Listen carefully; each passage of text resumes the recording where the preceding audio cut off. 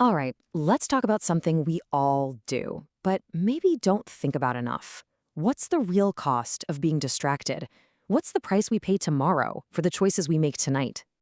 I want you to picture this, and you know this scene. It's late, the room is dark, your eyes are burning, but your thumb, it just keeps on moving. You're wide awake when you should be sleeping. And hey, let's be real for a second. Even right now, as you're listening to this, where's your attention? Is it 100% here? Or is there a part of your brain already thinking about the next notification, the next tab, the next thing to grab your focus? So that brings us right into our first big idea here. That late night, almost hypnotic state, what we're calling the 2 a.m. scroll. It feels so innocent, right? So harmless. But it's actually a really critical moment, a moment where you're making a choice without even realizing it. It's just this blur of stuff, right? An endless fire hose of content that you'll forget literally seconds from now. You probably can't even remember what you just scrolled past, but that thumb, it just keeps going. And in the back of your mind, maybe there's this little flicker of a thought, wasn't there something I was supposed to do today? Something important? Something I promised myself I would finally start? But you're not doing it. Nope. Instead of building that thing, building that future, you're here, scrolling. And you tell yourself that one little word, that one little lie that makes it all okay. Ah, yes, tomorrow. I'll do it tomorrow. But that's the biggest trap, isn't it? Tomorrow sounds so clean, so full of potential. But the hard truth?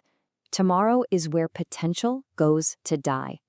Because let's be honest, you said tomorrow yesterday, didn't you? And probably the day before that too. Now, it's so easy to beat yourself up over this, to think it's just a personal failing, right? I just don't have enough willpower. But it's so much bigger than that. We need to look at the system itself, the actual architecture of distraction. Think about it. From the second you open your eyes in the morning, your attention is under attack.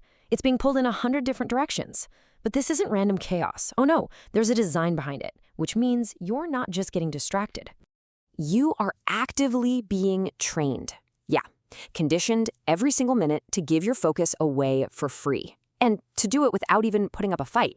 And this is the mechanism right here. It's called passive consumption. Basically, the entire digital world you live in is engineered, it's designed to keep you comfortable, to keep you entertained, to keep you scrolling. Why? Because a focused person, someone who's not easily distracted, well, they're less predictable, and frankly, they're not as profitable for these systems. And that's exactly why it feels so normal, because hey, everyone's doing it, right? Wasting a few hours scrolling is just what people do now, but we have to get this through our heads. Normal doesn't equal successful. In fact, more often than not, it's the exact opposite. Okay, so this brings us to the real heart of it all, the big question. We have to be willing to confront what's really on the line here. And what is it?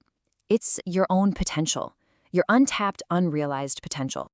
So look, on one side of the coin, you've got the escape. This is the distracted you, the comfortable you, the passive you. But on the other side, that's the potential. That's the version of you that gets up early, that does the hard stuff, the one that actually makes a change in their life. So why? Why do we choose the escape so often? I mean, it's a tough question, but the answer is actually pretty simple. Because going after your potential is uncomfortable. It takes work. It takes discipline. It means you might fail. And distraction? Distraction is just easier. But here's the good news. This isn't a life sentence. There's a turning point for everyone. A moment when the pain of staying where you are finally becomes worse than the fear of changing. Let's call it the moment you finally say, enough. And this is so key. Real, lasting change, it doesn't start with some magical burst of motivation or inspiration. No, it starts when you get so sick and tired of your own excuses that you literally can't stand it anymore. That's when you have no choice but to do something. That's when you finally mean it when you say enough. And you know what? The beginning isn't some huge dramatic movie scene. It's actually super simple. Not easy, but simple. You just sit down, you take your phone, and you put it in another room. You turn off all the noise, and you just start. That's it. It won't be perfect, but you start. Okay, but starting one time, that's not the whole game. Being able to do this over and over again isn't some magic talent people are born with. You have to start thinking about it in a new way.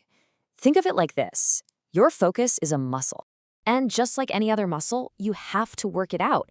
It's earned through reps, through repetition. Maybe that's just setting a timer for 25 minutes and doing one thing, no interruptions. It's built with discipline, which is really just a fancy word for choosing what actually matters over what just feels good right now. And here's the most important part. That muscle gets stronger every single time you catch your mind wandering and you just gently bring it back. Every time you ignore a notification to stay on task. Each little win makes you stronger for the next one. And that brings us to the final piece of the puzzle, the thing that ties this all together. This isn't about making one big decision and being done. No, this is a choice you have to make every single day. And really, there are always two paths in front of you. Path number one, that's the easy road. It's distraction, it's comfort, it's staying exactly where you are. Then there's path number two. That's the hard one. That's focus, that's discomfort. But that's also where all the growth happens. And the thing is, you are choosing your path with every single thing you do or don't do all day long. So in the end, it all boils down to this one single powerful idea. The real battle, the one for your time, for your dreams, for your future, it's all won or lost right here, in the battle for your own attention. If you can control your focus, you can control your life. So the only question left is, what choice are you going to make today?